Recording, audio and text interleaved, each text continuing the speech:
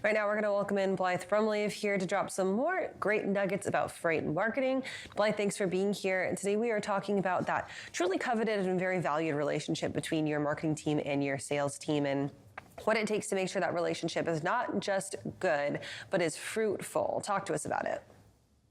So marketing and sales has historically really been seen as sort of frenemies to the point where they are, battling against each other. The sales, for example, if they don't hit their numbers, the first person that they're going to blame is they're going to point the finger right at marketing and say that marketing needs to do a better job. And in this kind of climate and this kind of economic situation, marketing is typically the first thing that gets cut. It's whether it's people or whether it's budget. And so you're really fighting for a lot of I would imagine the valuation of the position that you're in when you're not hitting your numbers. And so when that kind of historically that strife exists, then it's more important than ever to create those bonds, create those bridges, so then that way you can work together, marketing and sales working together in order to achieve those different results. And what are those different results? Those are increased revenue. And that's what everybody is after right now.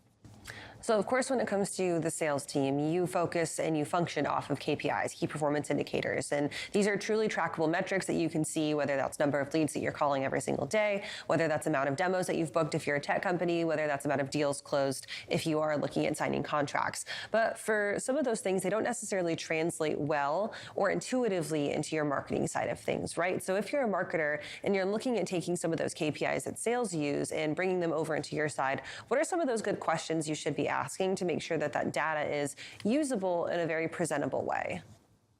Well, you really want to start from the ground level. And I feel like a broken record at this point whenever I say this, but get a note-taking app that works with that can automatically join meetings. And so then that way, as a marketer, you're not flying blind into these situations and into these conversations. You know the regular questions that are being asked on these calls. You can find similarities. You know what kind of verbiage, which that verbiage is so important as a marketer to be able to use in your website copy, in your email copy, in your social media copy, even your advertising copy, to be able to know the vernacular that your audience is using, that your target audience is using, so that you can speak to that same group of people throughout all of your marketing messaging. So if you've got the note-taking app, then you can gather up those insights at scale. And then you can further segment the audience from there, depending on maybe commodity, depending on lane, depending on the type of business that you're running. And so knowing all of that, then you can tailor that messaging from there. Another simple hack that I feel like a broken record at this point is adding how did you hear about us? Make it a free text field, make it required, no check boxes, no drop down selections. Just let people freely write in how they heard about your company. And then knowing that, you can start to create some different reporting. You can see not only the visitors that are coming to your site, the visitors that are coming to your social media channels and engaging with your content, but what does that pathway to conversion actually look like for them? And then what happens on those pages when they arrive to them? Your top landing pages, are those visits trending up or down? The form fills, are those trending up or down? And then how many of those form fills are actually becoming a customer? Knowing what's driving revenue is your biggest secret weapon as a marketer. And I shouldn't even call it a secret weapon, because it's one of those things that every marketer needs to know now, or you're in danger of losing your job. And so being able to talk to sales, because they're the ones talking to leads, they're the ones talking to customers on the regular, and being able to connect those dots, that's your job as a marketer. And so if you're not doing those things, you need to start laying the groundwork and laying the foundation now so that you can start proving the efforts of your work. So for a lot of companies in the freight space particular, there's kind of this, I guess, kind of two-pronged thinking about how you generate leads. You either have folks who are cold calling as sales reps and they're hitting the phones all the time, or you have companies that are operating out of warm leads, people who fill out a form and then they follow up that way. Do you think that there should be a very distinct change in your marketing approach versus if your company is operating versus on cold leads versus warm leads? Or do you think that it should very seamlessly blend both of them to attract kind of that broadest audience possible?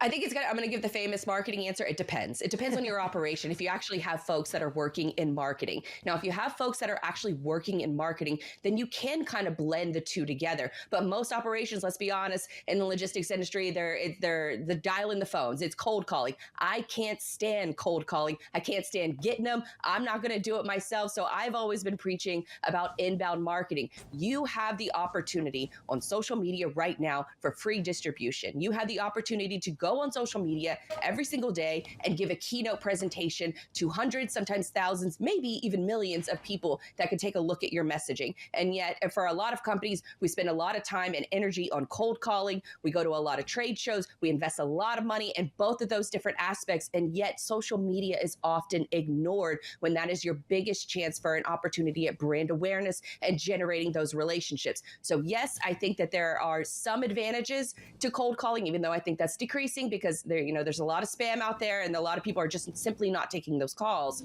But then on the flip side, email is going through the same sort of revolution. There's coming up in March, I believe all of the major email platforms are going to start limiting your send rate ability to 5,000 emails a month. And so for a lot of companies out there, that is going to dramatically affect how you can get your message out there from a distribution standpoint. So I think that more sales leaders and marketing leaders need to be investing in social media, investing a little bit of time each day, have that be your keynote and use that as a way to warm up those leads so you're not pounding the phones and you're not sending emails that are just going to go into the ether and never be responded to.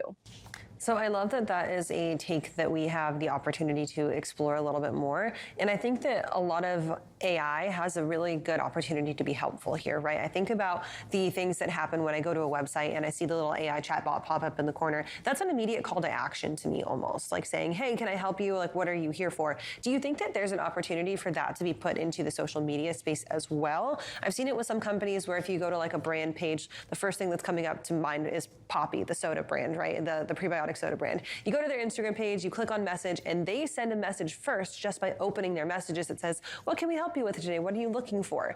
Do you think that that's a good opportunity for a lot of these companies to maybe take that first initiative and use an AI tool to do that? Yes, absolutely. Now, I used to hate chatbots, hate them with a passion, mostly because how they used to be manned was you had to have one person in the office that had to be logged in and answering those questions immediately. We all know that that's not going to be someone's full-time job. But on the flip side, there are a lot of different AI components now where you can take going back to the AI note-taking apps, you can use that as a way to start storing some of your text-based data, some of the customer, complaints, questions that you get. You can store those all in a database and you can start to build out some of your own personalized company chatbots that can be able to have a conversation with folks as soon as they arrive onto your website. I just experienced this recently where speed really matters in this industry, how fast you can connect with someone when they are reaching out to you. And you can use some of these chatbot technologies and use your own text as that source database in order to pre-qualify them and route them to the correct person. That's one of the smarter ways that I've seen a lot of these AI solutions being used, because then you can sort of skip the fluff and get the person that is in need of help, that is in need of a question being answered. You can get them to the proper person immediately, and you're using your own database of your own internal emails, FAQs, things like that, where you can really start to package these things together to make that speed to interaction much more quickly, much more efficiently, and using almost, you don't have to hire another position for this now. You can use your own internal positions. Now, it will take a little bit of work on the AI side of things, in order to build up that chatbot. But the good news is that these things are becoming easier and easier. ChatGPT just launched their own custom GPTs where everybody can create their own. It's $20 a month in order to create your own GPTs. And so exploring those different opportunities that exist, now is the time to do that so that you can hit the ground running in 2024. Skip the fluff and get right down to business. Blythe, thank you for joining us this morning. Of course, we'll talk to you next week, and have a great rest of your week. All right, we're going to take a quick break. We'll be back with our next look at the weather in just a few minutes.